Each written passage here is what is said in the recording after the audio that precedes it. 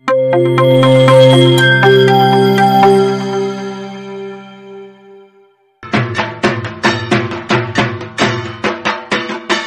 সুপ্রভাত বন্ধুরা, তোমরা সকলে কেমন আছো? আশা করবো খুব খুব ভালো আছো, সুস্থ আছো। আমিও ভালো আছি, সুস্থ আছি। আজকে কি বার রে ইয়া?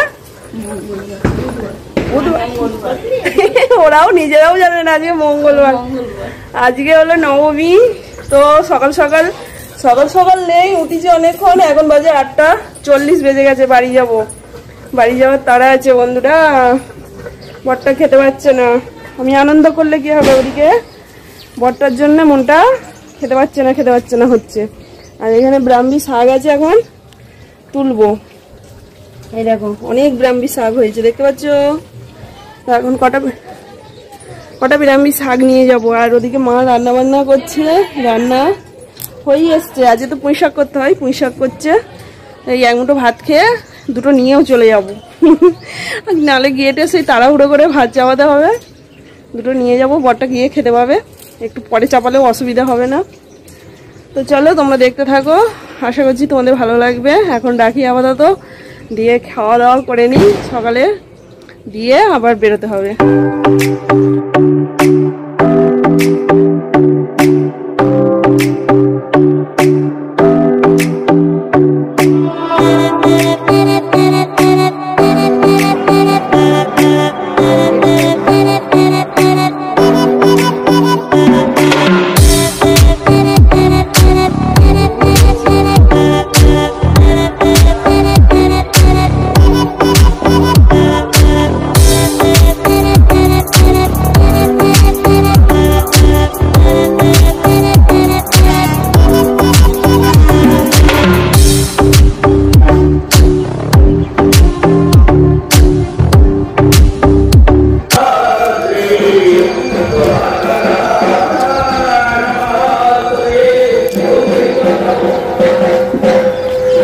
কি গো, আমি তখন দেখে রেখে গেলাম, ওই জন্য দেখতে আসতে হয়।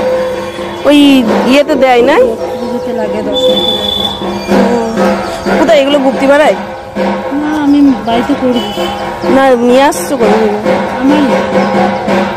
আমারই, আমি দোকানে দিই। ও, তুমি দোকানে সেল করো? ও, এগুলো কি কাটতে হয়? এগুলো একটা করলে কত? একটা আমি বিক্রি করি 10 টাকা। আর তুমি কি এমনি কাউকে করাও না নিজে? আচ্ছা, এগুলো কি গাঁথতে হয়? সবকিছুই করতে হয়। এগুলো একটা একটা করে কি করে গাঁথবে? গাঁথতে হয় না, ওটা এরকম বান্ডিল থাকে। ও, ধরে ধরে ফোটালেই তাহলে এগুলো করলে একটা একটা কত করে না? ডজন 100 বিক্রি করে 1000 টাকা। এই যে এইটা না, তুমি যে কাউকে করাচ্ছ ওই 25 টাকা 30 টাকা করে। 100 করে যেতে যায়। 100 করলে 25 টাকা 30 টাকা। তোমার বাড়ি কোথায়? এখানে এই স্টেশনের পেছনে। স্টেশনের পেছনে? তাহলে যোগাযোগ করবে কি করে যদি করে? অত লোকেরা দিই না, বলুন অল্প অনেক করে, আমাদের পাড়ার লোকেই করে দেয়। পাড়ার লোকই করে দেয়? তাই তাদের দিয়ে পারি না। আমার বাপের বাড়ি এখানে, ওরা যদি করে তাহলে বলতাম যে যাও ওখান থেকে নিয়ে আসো। মতো লোকেরা দেওয়ার মতো নিয়ে নিই। আর এই সারা বছর ধরে করেই পুজোর সময় বিক্রি হয়। ও, সারা বছর ধরেই বাড়িতে করি। ও, সারা বছর ধরে এরকম জমিয়ে রেখে দাও? আবার পয়লা বৈশাখে যায়, অক্ষয় দ্বিতীয়াতে যায়, এই রঙিন করে এরকম ফোটাই না। আমি গাঁথা থাকে, আমরা আমার দেওয়ার আগে, দোকানে দেওয়ার আগে ফুটে। তাহলে মাল এমনি কোথা থেকে নিয়ে আসা হচ্ছে? শোলা আনতে হয়, শোলা গাছগুলো বিক্রি হয়, কাকিনার থেকে কিনে নিয়ে আসি। খুব সুন্দর লাগছে।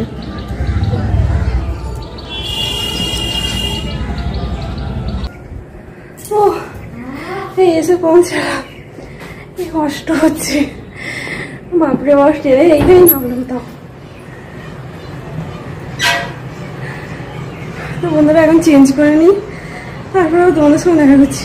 গুড ইভিনিং বন্ধুরা, এখন তোমার বেজে গেছে 6:52, 5:52, সরি 5:52 বাজে। আর ট্যান ট্যান ট্যান, বাড়ি আসতে আসতেই ফুচকা। আরে এখনকার তো ফুচকা খাওয়া মানে টাকা খাওয়া, জানো তো? 10 টাকায় 6টা। সেদিন ঠাকুর দেখতে গেছি 10 টাকায় 5টা খেয়েছি, আর আজকে 10 টাকায় 6টা এইখানে বলে ফুচকা খাবো। আর বাড়ি এসে মনে হচ্ছে কতকাল ঘুমাইনি, মানে কি বলবো, কি ঘুম দিচ্ছি, মানে খাওয়া দাওয়া বন্ধ করে সব ঘুম দিয়েছি। সেই বাপের বাড়ি থেকে ভাত নিয়ে এসেছি, সেই ভাত আমার শুধু বর খেয়েছে আর এখনো রয়ে গেছে, মেয়ের জন্য রেখে দিয়েছিলাম। আমরা তো খেয়ে এসেছি একবার, বেশ পেট ভর্তি করে, ভেবেছি খাবোই না, করেছিলাম, পেট ভর্তি করে একবার খেয়েছি, তো ভাত এখনো রয়ে গেছে। তো খাওয়া দাওয়া বন্ধ করে ঘুম দিচ্ছি, মনে হচ্ছে যেন কতকাল ঘুমোইনি। এই যে ও সন্ধ্যাবেলা অব্দি ঘুম দিল, এখন উঠলো সন্ধ্যাবেলা। তো চলো ফুচকা খেয়ে নি। আজকে কিন্তু দুপুরবেলা রান্না বান্না কিচ্ছু করে নিয়েছে, ওই যে ভাত তরকারি মাছের ঝাল নিয়ে এসেছিলাম, কুইটাটা ওইগুলো দিয়েই চালিয়ে দিয়েছিলাম। খাইনি তো, যে করবো কি করে।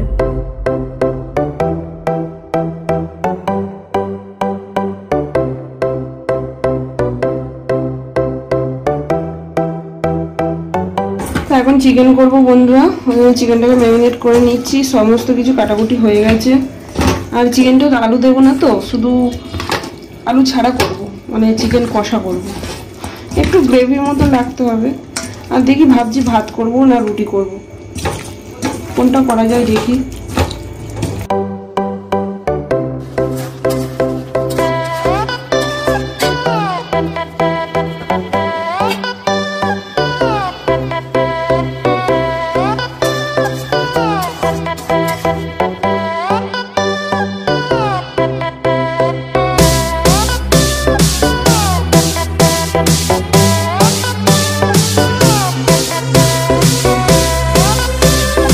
ভেবেছিলাম, তো খাওয়া দাওয়া কমপ্লিট হয়ে গেছে, রাতের ডিনারের খাবার খাওয়া।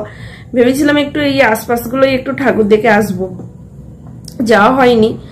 কি হলো, মানে চিকেন আর ভাত করতে করতে আমার সময় চলে গেল, দিয়ে 9টা সাড়ে 9টা বেজে গেল, আর যেতে ইচ্ছা করলো না।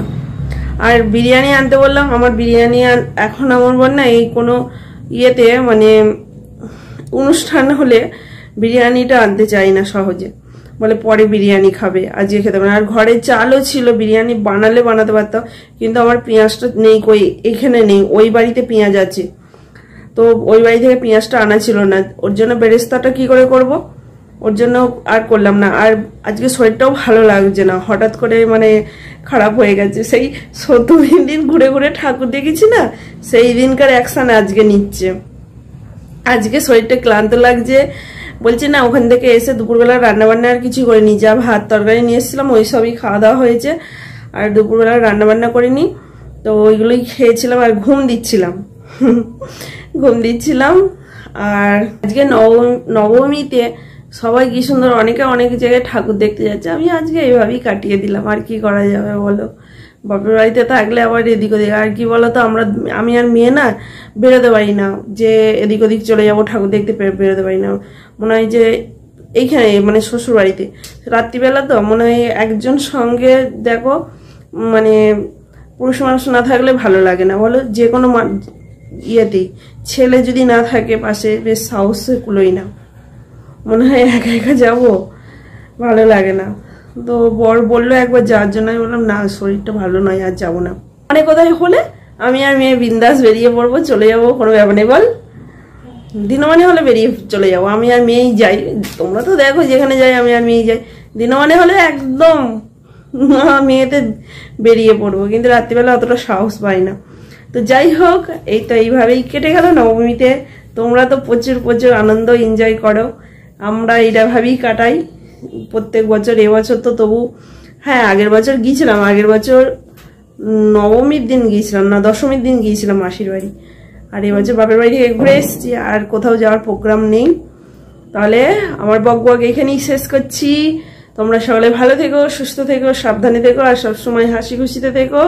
তো চলো টাটা, গুড নাইট, শুভরাত্রি। আর ব্লগটা ভালো লাগলে অবশ্যই সাবস্ক্রাইব করে দিও, সাবস্ক্রাইব করে দিয়ে পাশের বেলটাকে বাজিয়ে দিও, তাহলেই তোমাদের কাছে নোটিফিকেশন পৌঁছে যাবে, আর একটা করে লাইক।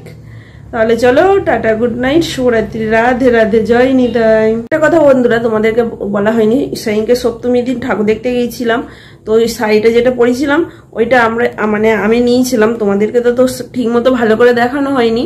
তো এই শাড়িটা আমি পরেছিলাম।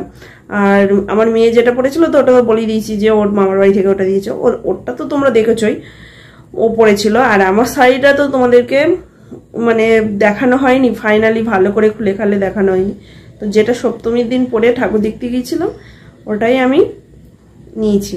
আমরা এখানে কুমারী পূজা হচ্ছে, তো ভিডিওটা আমি একটু পেয়েছি, তো তোমাদের সঙ্গে শেয়ার করলাম, কারণ সব জায়গায় তো কুমারী পূজা হয় না বলো, আর দেখতেও পাওয়া যায় না। তো আমার মাসির বাড়ি এখানে, যে মাসির বাড়ি আমি যাই সেখানে কুমারী পূজা হচ্ছিল, তো তোমাদের সঙ্গে একটু শেয়ার করলাম, তোমরা দেখে নাও।